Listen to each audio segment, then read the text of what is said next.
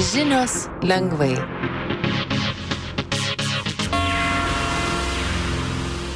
Klausimas dėl migrantų. Lietuva turės priimti svarbų sprendimą dėl migrantų. Migrantas yra žmogus, kuris išvyko iš savo šalies gyventi į kitą šalį. Pavyzdžiui, žmonės išvyksta, nes jų šalyje vyksta karas. Nes jie nori gyventi geriau. Nes jie jaučiasi nesaugiai. ES sako, kad Lietuvai reikia pasirinkti arba priimti į Lietuvą 158 migrantus arba sumokėti 3 milijonų eurų mokestį.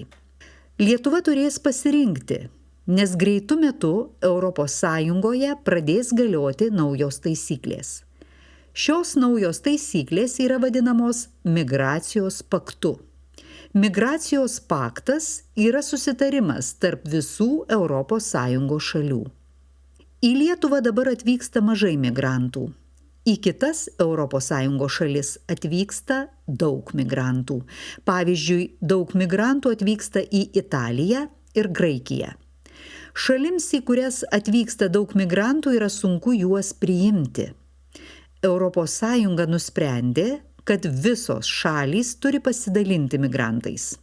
Todėl Lietuva turės pasirinkti, ar priimti migrantus, ar sumokėti pinigus.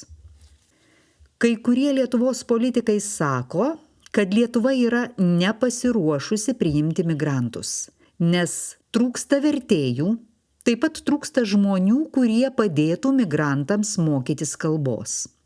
Yra ir kitų problemų. Sprendimas dėl migrantų dar nėra priimtas.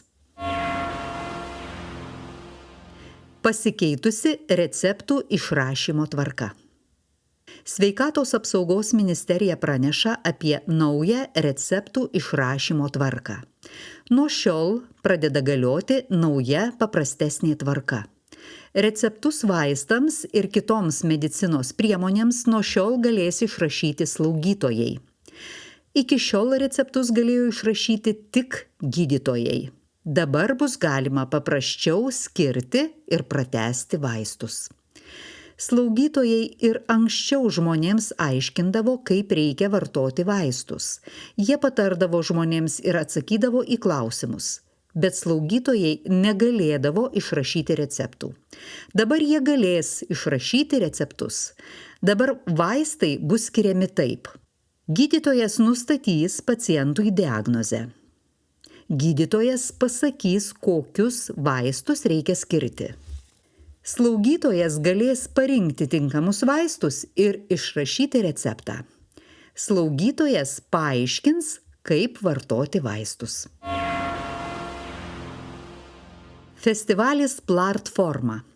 Nuo rugsėjo 4 dienos iki spalio 19 dienos vyks tarptautinis menų festivalis Platforma. Platforma yra festivalio pavadinimas. Festivalis vyks jau 10 kartą. Festivalio renginiai vyks Klaipėdoje, Priekulėje, Šilutėje. Festivalio tikslas yra pakviesti menininkus iš skirtingų šalių. Menininkai festivalyje dalinasi savo patirtimi. Festivalyje galite pamatyti skirtingus meno pasirodymus – šiuolaikinį šokį, teatrą, cirką, judesio pasirodymus, muzikos atlikėjus ir grupes. Šis festivalis yra išskirtinis, tai vienintelis festivalis Klaipėdoje, kuriame pasirodo tiek daug skirtingų meno sričių menininkų. Festivalyje galite ne tik stebėti pasirodymus, bet ir išmokti geriau suprasti šiuolaikinį meną. Festivalis bus atidaromas rugsėjo 4 dieną, 19 val. Klaipėdoje. Atidarymo metu vyks cirko spektaklis, skirtas šeimoms ir žmonėms, kurie mėgsta nuotykius. Daugiau informacijos apie festivalio renginius galite rasti internete adresu www.platforma.lt. Istorinė pergalė. Lietuvos merginų krepšinio komanda Europos čempionate laimėjo sidabro medalius. Komandoje žaidė jaunos merginos Visoms joms yra mažiau nei 20 metų. Lietuvių komanda žaidė su Ispanijos komanda. Lietuvės laimėjo, jos surinko 102 taškus. Ispanės surinko 50 taškų. Šis medalis yra pirmasis lietuvių merginų komandai. Anksčiau jos buvo užėmę 6 vietą, dabar jos užėmė 2 vietą.